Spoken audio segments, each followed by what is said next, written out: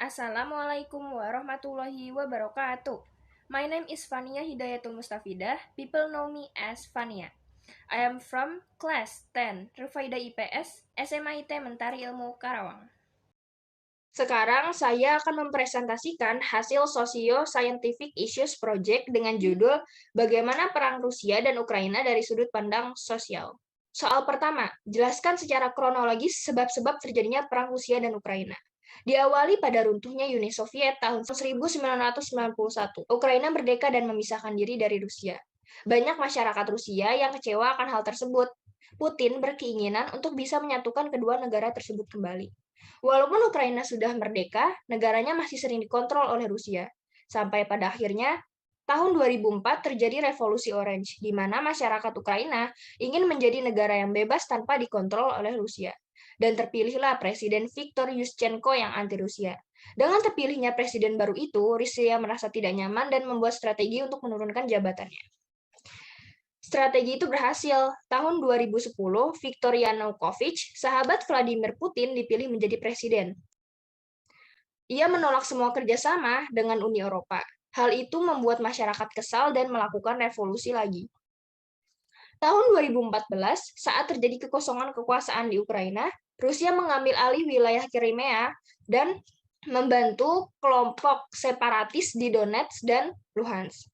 Pada 2019, presiden baru terpilih yaitu Volodymyr Zelensky, yang juga anti-Rusia. Tahun 2022, Rusia mengakui kemerdekaan Republik Rakyat Donetsk dan Republik Rakyat Luhansk. Hal itu menyebabkan Presiden Zelensky kesal dan terjadi bentrokan antara tentara Ukraina dan kelompok separatis di Donetsk dan Luhansk. Selain itu, Presiden Zelensky pernah menyatakan keinginannya untuk bergabung pada NATO. Presiden Putin khawatir akan hal tersebut dan menganggap Ukraina modern adalah ancaman yang konstan. Soal nomor 2, apa yang menyebabkan Ukraina menolak anggapan bahwa Ukraina bagian dari peradaban Rusia? Dulu, Ukraina memang merupakan bagian dari peradaban Rusia atau yang biasa kita kenal Uni Soviet. Namun setelah Uni Soviet runtuh dan Ukraina merdeka, Ukraina yang harusnya sudah bebas dan menjadi negara yang berdaulat masih tidak bisa lepas dari pengaruh Rusia. Rusia beranggapan bahwa persamaan sosial budaya dan bahasa yang digunakan membuat kedua negara tersebut tidak dapat terpisahkan. Namun, perbatasan suatu negara bukan penghalang bagi negara-negara yang terikat persamaan sejarah dan ras untuk tetap bersatu. Hal itu yang menyebabkan Ukraina menolak bahwa negaranya bagian dari peradaban Rusia. Soal nomor 3, tepat 29 tahun yang lalu, tahun 1991, terjadi sebuah peristiwa besar yang tercatat dalam sejarah. Uni Soviet sebagai negara yang berdiri sejak 1917 runtuh setelah Perang Dingin melawan Amerika Serikat. Pada akhirnya, batas-batas wilayah berubah seiring runtuhnya negara besar tersebut, terpecah dalam 15 negara bagian termasuk Ukraina dan Rusia. Di sini ada peta Uni Soviet pada tahun 1922 yang pada saat itu merupakan negara terbesar di dunia, sampai pada akhirnya Uni Soviet runtuh dan terpecah menjadi 15 negara bagian. Selanjutnya ada peta Ukraina sebelum konflik dengan Rusia, yaitu pada tahun 1991. Ukraina memiliki posisi yang strategis di wilayah Eropa Timur. Hal itu yang menyebabkan banyak negara-negara yang ingin mengambil wilayah Ukraina.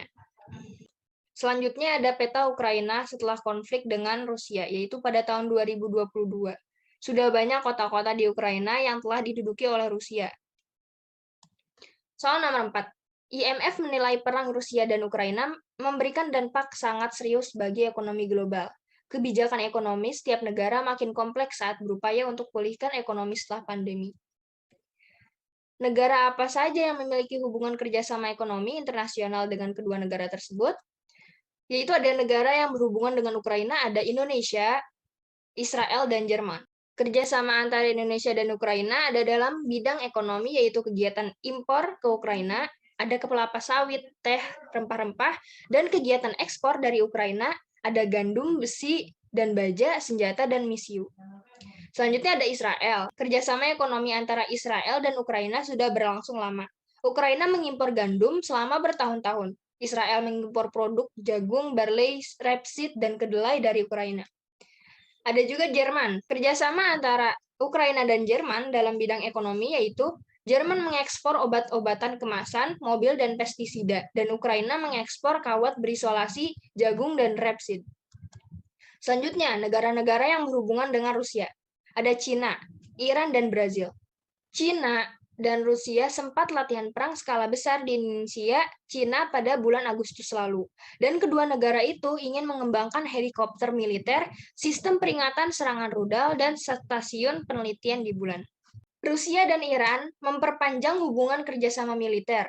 Rusia dan Iran juga memikirkan cara untuk meningkatkan kembali kerjasama di sektor energi nuklir, termasuk membangun PLTN di Iran.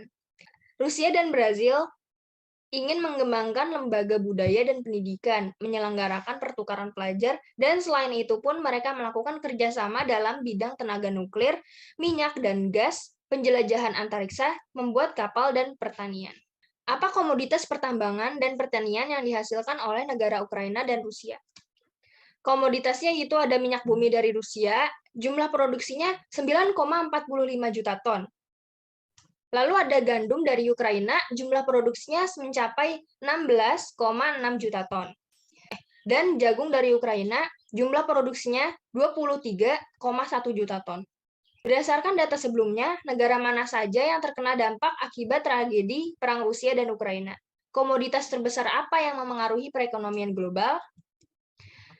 Jadi negara-negara yang terkena dampak akibat Perang Rusia dan Ukraina ada Mesir, Turki, Iran, Israel, Cina, dan negara-negara di Eropa. Komoditas terbesar yang paling memengaruhi ekonomi global adalah harga minyak bumi di dunia akan melonjak. Rusia dan Ukraina juga produsen terbesar logam, contohnya nikel, tembaga, dan besi. Komoditas yang terdampak di sektor pangan adalah jagung yang diekspor oleh Ukraina, lalu gandum di mana Rusia dan Ukraina adalah produsen utamanya, dan juga minyak bunga matahari yang diekspor oleh Ukraina pada lebih dari setengah ekspor global komoditas minyak bunga matahari itu sendiri. Selanjutnya nomor 5. Carilah internalisasi keislaman yang berkaitan dengan konflik antara Rusia dan Ukraina bersumber dari Al-Quran atau hadis. Di sini ada Al-Isra ayat 33 yang artinya, dan janganlah kamu membunuh orang yang diharamkan Allah, kecuali dengan suatu alasan yang benar. Dan barang siapa dibunuh secara zolim, maka sungguh kami telah memberi kekuasaan kepada walinya.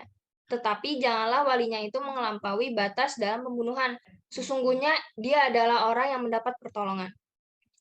Makna dari dalil di atas adalah kita tidak diperbolehkan membunuh orang yang tidak bersalah kecuali jika ada alasan yang benar seperti hukum kisos. Namun, perang yang dilakukan oleh Rusia dan Ukraina adalah hal yang diharamkan oleh Allah karena banyak masyarakat yang tidak bersalah terbunuh akibat perang tersebut. Terima kasih. Wassalamualaikum warahmatullahi wabarakatuh.